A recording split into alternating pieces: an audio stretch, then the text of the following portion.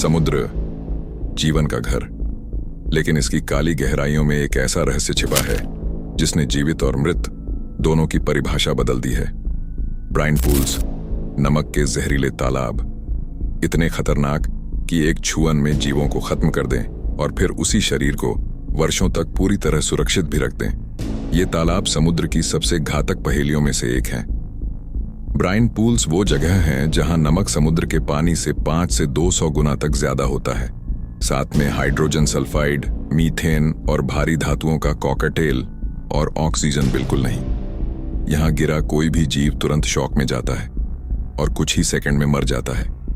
लेकिन मौत के बाद भी कहानी खत्म नहीं होती। तालाब के किनारों पर पड़ी लाशें सालों तक सड़ती ही नहीं, बल्कि प्रिजर्व रहती हैं, मानो किसी अदृश्य ताबूत में बंद की गई हों। क्लेरियन क्लिपर्टन जॉन पैसिफिक के बीचों बीच।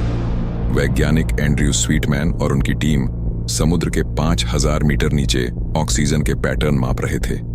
उन्हें उम्मीद थी जितनी गहराई उतनी कम ऑक्सीजन, लेकिन हुआ उल्टा। गहराई में ऑक्सीजन बढ़ रही थी, बिना सूरज, बिना फाइटोप्लैंकटन, बिना जीवन के। तो फिर ये ऑक्सीजन बन कौन रहा था? इस रहस्य का नाम पड़ा डार्क ऑक्सीजन। स्वीटमैन और रसायन विशेषज्ञ फ्रांस गीगर ने शक की निगाह पॉलीमेटलिक नोड्यूल्स पर डाली। वे छोटे पत्थर जो समुद्र के तल पर करोड़ों सालों में बनते हैं, इन्हें लैब में लाकर साफ करके हवा बंद जार में डाला गया। कोई बैक्टीरिया नहीं, कोई प्रकाश नहीं, कोई जीवन नहीं, फिर भी ऑक्सीजन बढ़ने लगी। यह असंभव था, या फिर हमने समुद्र के केमिकल रहस्यों को कभी समझा ही नहीं था। गीगर ने एक पुराना सिद्धांत निकाला, नमकीन पानी और जंग लगे मेटल्स मिलकर एक छोटी बैटरी बना सकते हैं। जब नोड्यूल्स पर इलेक्ट्रोड लगाए गए, वोल्टमीटर ने दिखाया लगभग 0.95 वोल्ट्स, यानी एक सक्रिय पोटेंशियल। अगर नोड्यूल्स क्लस्टर में हो तो यह वोल्टेज इलेक्ट्रोलाइसिस ट्रिगर कर सकता है, जिससे पानी टूटता है हाइड्रोजन और ऑक्सीजन में। यानी समुद्र की गहराई में अरबों छोटी छोटी प्राकृतिक बैटरियां काम कर रही हों, जो अंधेरे में ऑक्सीजन बना रही हों। ब्राइन पूल्स पूरी तरह बंजर नहीं, उनके किनारों पर कुछ जीव मौत की रेखा पर जीते हैं। श्रिम्प्स, जो बस तालाब के किनारे बैठकर इंतजार करते हैं कि कोई गलती करे। मसल्स, जिनकी देह पर खास बैक्टीरिया रहते हैं और जहरीली गैसों को भोजन में बदल देते हैं। लेकिन ये इकोसिस्टम बेहद नाजुक है। 1980 में सिर्फ एक छोटे माइनिंग टेस्ट ने 70 से 80% प्रजातियां खत्म कर दी थीं, और 45 साल बाद भी वो जॉन पूरी तरह ठीक नहीं हो पाया। खोज सामने आते ही विवाद शुरू हो गया।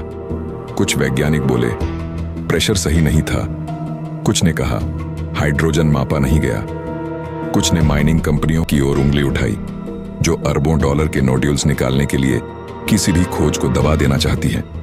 सच्चाई क्या है?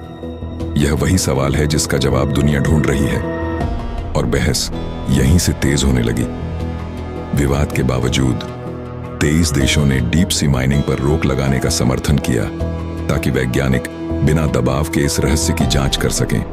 स्वीटमैन और गीगर की टीम को नई फंडिंग मिली 11,000 मीटर गहरे नमूनों पर अगले चरण की जांच करने के लिए। यह मिशन 2026 में होने वाला है। अगर ऑक्सीजन फोटोसिंथेसिस के बिना भी बन सकती है, तो जीवन की हमारी पूरी परिभाषा बदल जाएगी। फिर एलियन लाइफ खोजने के लिए सूरज जैसा तारा और गोल्डीलॉक्स जोन कोई नियम नहीं रहेंगे।